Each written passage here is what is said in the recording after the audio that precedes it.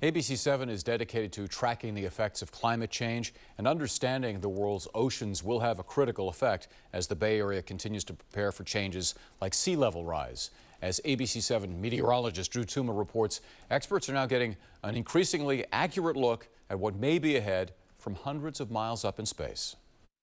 For broad stretches of the Bay Area, sea level rise is the climate threat on our own doorstep. Interactive maps reveal a shoreline increasingly vulnerable to flooding, and anticipating even fractions of an inch can be critical for planning.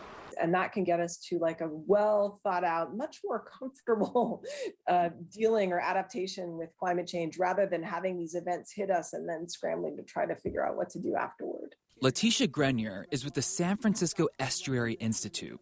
The group has helped produce detailed modeling for defensive strategies, like restoring wetlands to absorb the tides from sea level rise. But she says the calculations used locally are part of a bigger picture. And so the more accurate the global models become, then the better off we're going to be with our planning at the local level. And liftoff of Sentinel-6 Michael Freilich. Enter Sentinel-6, launched last year. The satellite is a joint project of NASA and the European Space Agency.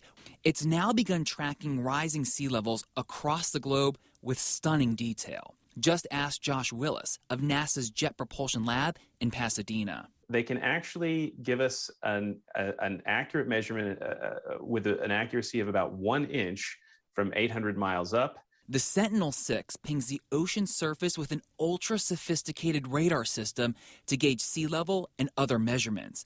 It's the most powerful in a series of satellites placed into identical orbit over several decades, giving climate scientists a way to look forward by looking back. For climate, what we need is not to know just the sea level today, but what it is today relative to 30 years ago or even longer. Those comparisons have already documented an acceleration in sea level rise. For local planners, those estimates could translate into anything from the height needed for new levees to the tons of material needed to restore wetlands ringing San Francisco Bay. And so if you understand how quickly the water's going to rise and you can project that, then you can calculate, well, I need this much mud to keep up with that sea level rise. And while that pace may depend on natural and man-made factors, knowing what's coming is critical, even if the view comes from hundreds of miles in space. Satellites give us the big picture, but the big picture is it's warming, we're raising sea levels, and it's going to continue to happen for decades to come. In San Francisco, Drew Tuma, ABC7 News.